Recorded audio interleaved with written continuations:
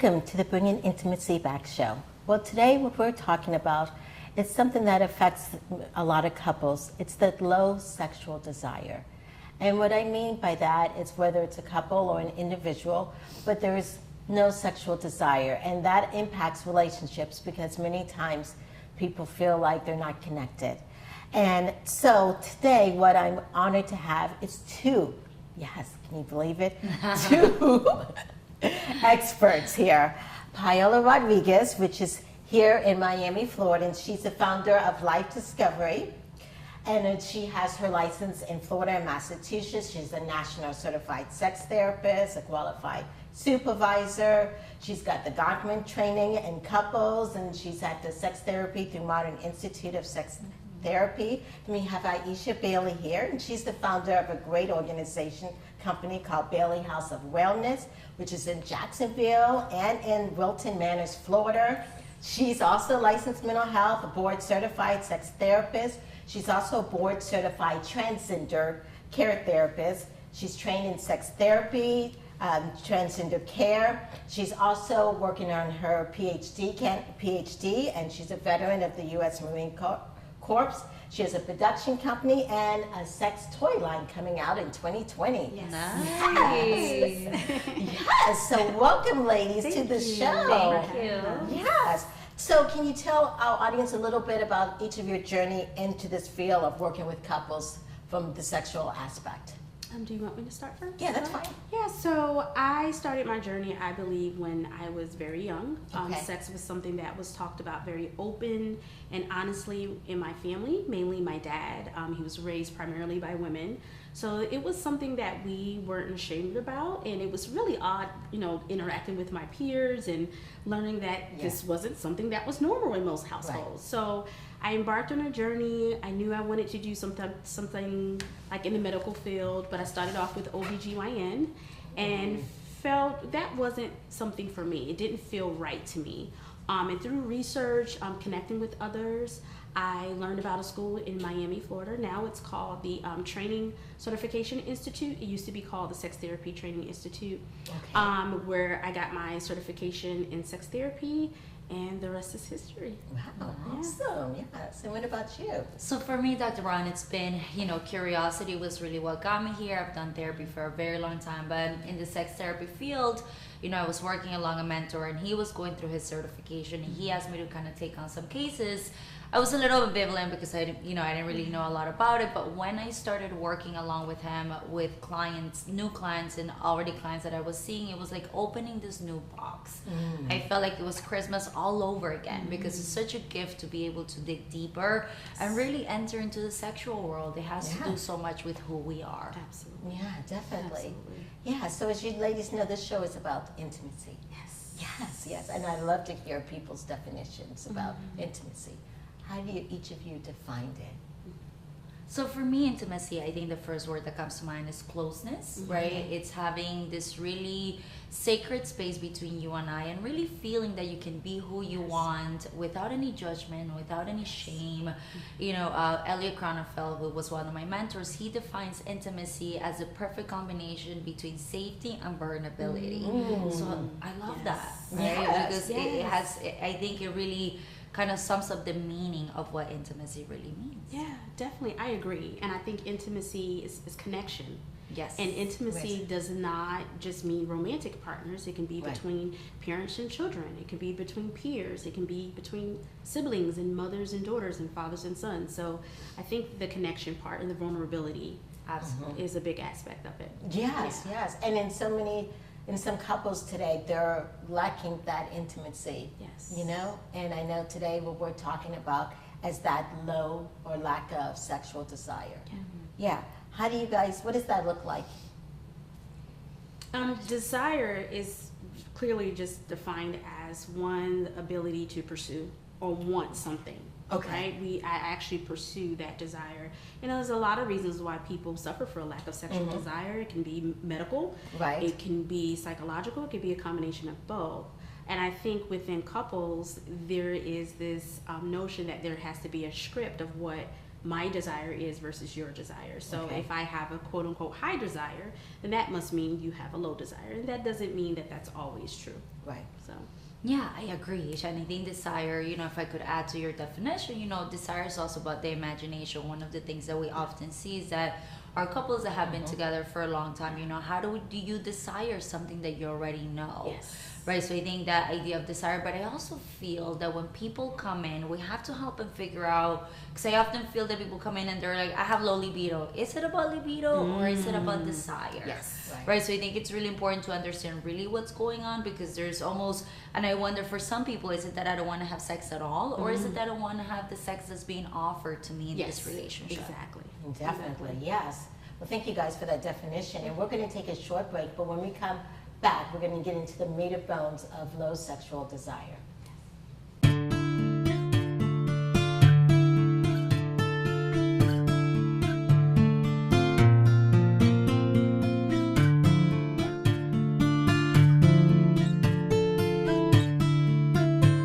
Welcome back to the Bringing Intimacy show, where intimacy is real. So Ieshai, the last time you were talking about this lack of desire, and you said it could be medical, physical, psychological. Can you guys explain more? Because many people think it's just... Yeah, I think as a sex therapist, one of the things we do, we rule out the medical portion of it. Okay. A lot of times, many people don't even know to go to their OBGYN or access their primary care, access health care services to get their estrogen levels checked, or to testosterone, or anything, thyroid checks. And we always rule out the medical first before the psychological. And I love what you said about getting something that the partner maybe is not offering, and that goes into my fantasy, my wants, my needs, my desires, things that I want. And I think, but we have to go back to doing the medical first. Yeah, well, I think when it comes to sexuality, there's such a mind-body connection. Yes. I think, if there is a medical issue that can cause, for example, if there's pelvic pain disorder, right, and the person is feeling pain, they're gonna feel tense. And playfulness and pleasure and being tense and anxious do not mix. No. Yes. So I think, the cause is one thing, ruling out is extremely important, but also understanding how one can affect the other. And we're talking about physical pain, but even emotional pain. Emotional pain, That's yes. another barrier to being able to connect. Yeah, definitely. Yeah, we also talked a little bit about desire. And I know people out there, there's desire and then there's arousal. Can we explain what's the difference? So for me, I think desire, I go back to that idea of the imagination piece. Yes. Right? I think Yes. they both can overlap in some They ways, can. but I think arousal is kind of like that spot that I know turns you on and causes this spark. So I would think like the mind-body connection, but they overlap. But I think arousal for me would be what wakens. Yes. Right? There's something Yes. that wakes you, and I know that if I go there or I do this particular thing, it's just gonna wake up, and let's see where it takes us. Definitely. It can be touch, it can be taste, it can be smells, Mm-hmm. it can be Yes. mental as well. Yeah, mental arousal. Yeah, definitely. And for some couples, they're thinking the lack of sexual desire is maybe they're having a disconnect. But maybe they run out of time or whatever the case may be. And then there's also this theory that, hey, that maybe we should plan time. Is there a difference, or is it plan time versus not plan in the sense of sexual desire to help it? Does that... Yeah. I think as we age or we become more responsible, we may need to plan it. A lot of times sex doesn't have to be somewhat spontaneous. I mean, if you think about once we get married, we're buying homes, we Right. are taking care of kids, we have jobs, we have aging parents. Right. We have adjustment to our kids going off to college. We may need to plan time to have sex, just like we plan everything else. That's true. Absolutely. I couldn't agree with you more. And I think if we could almost change that word plan to intentional. Yes. Right? Intentional. Yes. Because if we're Good word. Yes, a good intentional, word. Because, Yes. if we're Yes. intentional, like you say, send the email, walk the dogs, do all these things, and then sex Right. is kind of, we expect for it to just come down from the sky, Yeah. and turn everybody on. It's like, no, and something that I've experienced is that when we start being intentional about this intimate dates, and again, an intimate date doesn't necessarily mean that we're gonna have sex. Yes. It means we're gonna connect in this way, and let's see where our body takes us, right? And once that happens, once it becomes more part of this, then it happens more spontaneous and more naturally. Yeah. I would Right. say. Yeah, definitely. I love that. Intentional. Intentional, Good word. yes. Yeah, because for so many people, they may think, well, there's no desire, then they're just waiting. How does the lack of desire really impact a relationship? I think more people take it on that there is something wrong with me. Yes. If I have a partner and they don't desire me, there is something wrong with me. And that has really, a lot of times I find in clinical practice, it's not about you. Really? It's not about you. It's not about what you are not doing right. Okay. We're looking at trauma. Right. We're looking at maybe there's a disconnect. Maybe I'm stressed, which brings about all types of hormonal changes. Definitely. And I think a lot of partners, in a lot of couple dynamic, they take it on as if something is wrong with me. My partner does not want me. And that's not always true.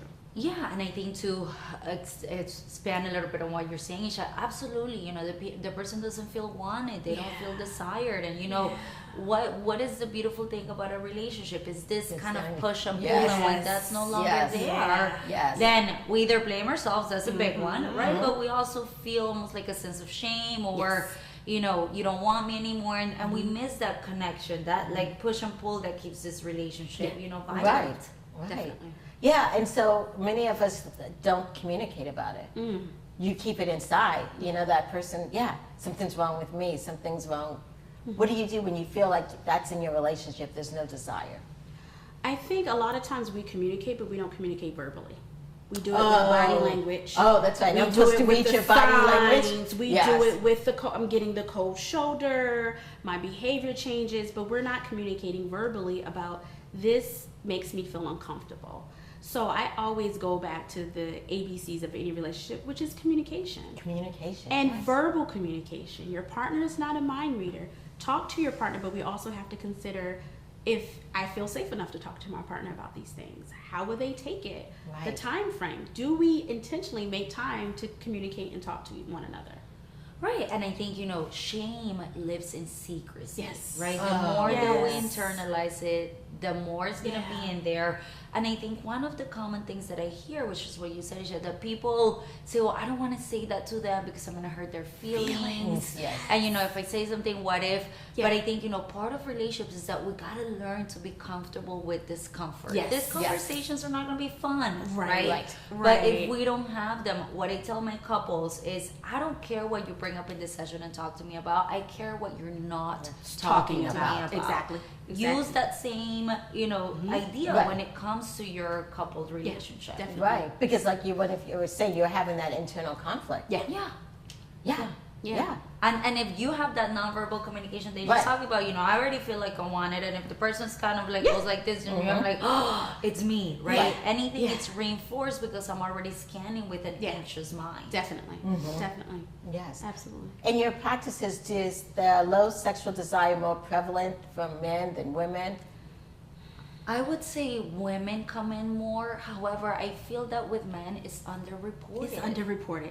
Absolutely. Right? Okay, yes. And when a man comes in, because what is the messages that we give men about masculinity? Performance, provider. So yes. men with low libido, women are angry. Right. Because they're personalizing it. Well, you me. do that. It's me. Yes. Exactly. Right. How come I want it more? There's something innately wrong with you. Yeah. So even though this is more reported in women, I believe that there's a lot of men out there that are probably struggling with this, but just we don't see them as much in therapy as we wish we did. Even seeking care to mental health. Yes. If you Right. look at the rates of women that seek care versus men, Men, it's very and a low lot for of men. times men will underreport because they feel a sense of shame and guilt in the messages they get. And also when we look at if I desire myself, I'm able to masturbate on my own. However, with my partner, I don't have any desire. What Right. message does that send? Right, Yes. You know? definitely. Yes, yeah. Yeah.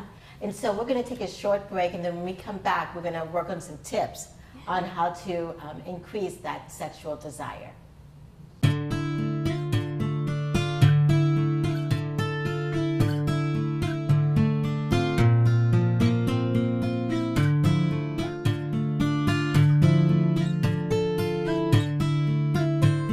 Welcome back to the Bringing Intimacy show, where intimacy is real. And today we have been talking about low sexual desire. And yes, and we have two great guests here, yes, that have been talking about it, Paola and Ieshai. So As we've been talking about this low sexual desire, what are some tips to help individuals, but in the sense of helping them, and tips also for couples? I would say for individuals, knowing what is going on with you. I'm always big on, before you seek care, Okay. what is it that you want to get out of access to care, whether that's medical professionals, whether that's a qualified mental health counselor or a qualified sex therapist, knowing what you want for individuals. Couples, the same thing. Are we seeking individual help by ourselves? Or are we seeking couples therapy? Right. Do I need to visit my OBGYN? Do I have medical concerns? Things of that nature, I would say, to start off with. Yeah. Yeah, it's so important to access your resources because, you know, kind of tying into what everything that we mentioned in this little segment, when we stop talking about it, we don't know the language. Yes. Right? Right. But I think, you know, one good thing that I like to suggest to my couples, buy a little book, right? That's a vibrant color, red or yellow, and put Okay. it somewhere in the room, maybe next to you. And in that book, separately, write something, you know, I was thinking the last time and writing like an intimate scene or having another page where it's like likes and dislikes, because when the person is writing it on their own, they're connecting to that part of themselves. Yeah. And when the other person is reading it, they don't get to react right away. Yes. Kind of like a Right. conversation. So Yeah. writing is kind of like, you know, we don't use it enough, I think. Right. And Not so, anymore. and we're able to kind of say, well, you know, this part of my body needs a little bit more attention. And the person can pose questions, and it's the other person's job to go in and read. And we're kind of toying with this idea of desire, Yeah. right? Right. We're Yeah. reading about the other person, we're getting to know, but can't emphasize enough how important it is to use your resources wisely. I love that idea Yeah. about the writing, yes, because then that's like you're reading something and you can even, as you're reading it, fantasize or whatever, and it connects the two. Writing a sexual letter. Yes, yes, that's, Right? that's what I'm thinking. And the That's other what it is. person, you know, you don't have to, you just read it and just, you're Yes. sitting there, you're thinking about that time, and again, desire, imagination is feeding into this idea of imagination. Yes, Yeah. definitely. I would also say be mindful not to self-diagnose yourself. Oh, that's a Be big mindful one. People not love to it. say I have a lack of I have a lack of sexual desire. Right. And they come into practice and they say I have this. Right. And once I take ownership to that, that means it becomes a part of me. And unfortunately, a lot of times we can't change it. Right? Right. So having a lack of meaning, like I'm like, well, do you have to go out and find it? Do you buy it at a store? Right. Is it lacking? It's not a carton of eggs Yes, that you have yes, to go get, yes, you know? yes. So let's take a step back and let's talk about what's going on with you in your experiences before we actually give you this thing Right. that they have to have ownership to. So I have a lack of sexual desire. I have a low libido. Wait, slow down a little bit. Yeah. before Right, we do Helping right, them, right. Because yeah. definitely, what you mentioned earlier in the previous segment is masturbation. Yes. Yeah, yes. Yeah. So if they're masturbating and everything's working fine, then maybe it's something dealing with the relationship. Yes, and not necessarily one's lack of desire. Right. Yeah. Yes, yeah, yeah. What other tips that you guys can provide? Well, I think, you know, expanding a little bit on self-exploration, how important it yes. is. So Oh, we're talking yes. about it a little bit different, but how do we ask for what we want if we don't know what that is? Yes. No, that's true. Knowing You that have body. to know Yes. your road maps. You have to know where Yeah. your stops are. You have to know where your detours are. You have to really understand what goes on for you. And I would even suggest when you self explore, do it without porn. Yes. So that you could understand what are my sensitive parts of my vulva? What you know, Right. what feels good when I massage the shaft or whatever it may be. It's just really good to kind of get back in touch with yourself because needs change over time. What I like when I was an adolescent versus, you know, a young adult may be completely different for that person. So I think expanding on that place, I think that's really important. Yeah, definitely. And understanding you don't own your partner's genitals. Oh, yes, yes. don't own That's a good one. You don't own them. You know, if Yes. it's almost like I'm leasing it for the time being, Yes, and knowing. yes. And I love what you said, knowing what feels good to you. Right. How can I please my partner Right. if I don't even know what feels good to me, or how can I engage and connect in that intimate space if I don't even know what feels right to me? Mm-hmm. I love what you said about taking porn out of it. Porn is something that we use, but it's been getting out of control because it sets these Exactly. unrealistic expectations of what sex will look like Right. in our home, and then we feel inadequate when we don't meet those expectations. Absolutely. Yeah. Yes. Yes, So. yes, yes. Yes, yeah. And it comes up with a lot of different body images. And we get Yes. really Especially for self-critical. women. Yeah, for women. Yes, definitely. Especially for women. Yeah, they get it in their head and they just get so critical of Yeah. one another. Definitely. Yeah. Yeah. So yes, and I love how you said that we don't own the other person's body. I Yeah. love that. I'm gonna use that. Yes. Thank you. Thank you. Yes. That's a good reminder. It's a good reminder. And I think, women struggle with that, but also I did this little talk where I was looking at the research. 75% of men worry about penis size. Yes, they do. Oh, yes. But what do we see in porn? Porn? yes. Oversized penis, an hour erection, Right. everybody's happy. And so I think it's really, Unrealistic. Right. So I think, I wish men welcome resources. It's important, Yes. because I think there's a lot that we can talk about. And there's nothing better than be able to normalize that for the Yeah. client and take that shame away. Yeah. The more they internalize it, the bigger it becomes. Men, Right. throw out your rulers. Yes, Yes. Yes. At home. yes.